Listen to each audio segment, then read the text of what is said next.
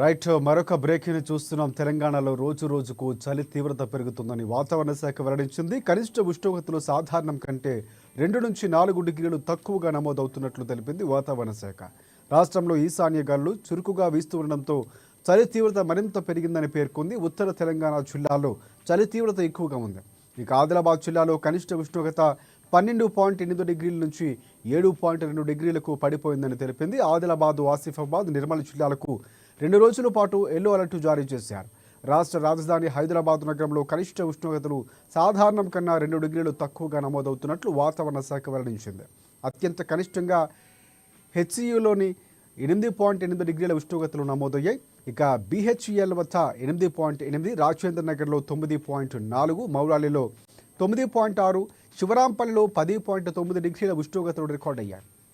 దీంతో ప్రజలు చలికి వణికిపోతున్నారు. శుక్రవారం రాత్రి కూడా ఇలాగే ఉంటుందని, ఉష్ణోగ్రతలు తక్కువకు పడిపోతాయని వెల్లడించింది. నిన్న కూడా అదే పరిస్థితి ఉంది. ఈరోజు కూడా ఉదయం చలి తీవ్రత ఎక్కువగా ఉంది.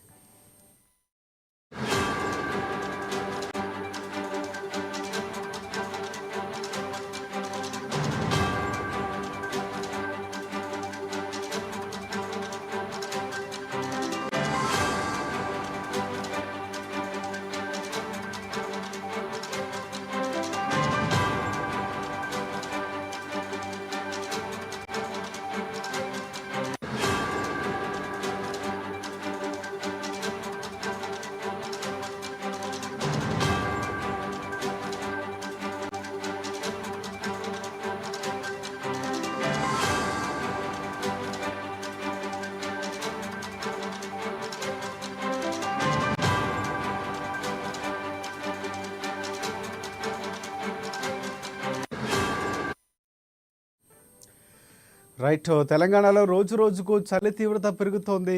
వాతావరణ శాఖ అంశాన్ని వెల్లడించింది. కనిష్ట ఉష్ణోగ్రతలు సాధారణం కంటే 2 నుంచి 4 డిగ్రీలు ఎక్కువగా నమోదవుతున్నాయి. రాష్ట్రంలో ఈశాన్య గాలులు చురుకుగా వీస్తూ ఉండడంతో చలి తీవ్రత మరింత పెరిగిందని వాతావరణ శాఖ పేర్కొంది. ఉత్తర తెలంగాణ జిల్లాలో చలి తీవ్రత ఎక్కువగా ఉంది. ఇక ఆదిలాబాద్ జిల్లాలో కనిష్ట ఉష్ణోగ్రత 12.8 డిగ్రీల నుంచి 7.2 డిగ్రీలకు పడిపోయిందని తెలిపింది.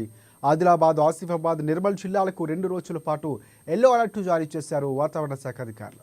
ఇక రాష్ట్ర రాజధాని హైదరాబాద్ నగరంలో కనిష్ట ఉష్ణోగ్రతలు సాధారణం కన్నా 2 డిగ్రీలు తక్కువగా నమోదవుతున్నట్లు వాతావరణ శాఖ తెలిపింది.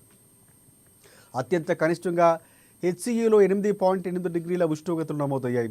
బిహెచ్ఈఎల్ వద్ద 8.8, రాజేంద్ర నగర్లో 9.4, మౌలాలిలో 9.6, శివరాంపల్లిలో 10.9 డిగ్రీల ఉష్ణోగ్రతలు నమోదయ్యాయి. దీంతో ప్రజలు చలికి వణికిపోతున్నారు. ఇక నిన్న కూడా అదే పరిస్థితి ఉంది. ఈరోజు కూడా అవే పరిస్థితులు ఉంటాయని వాతావరణ శాఖ తెలిపింది.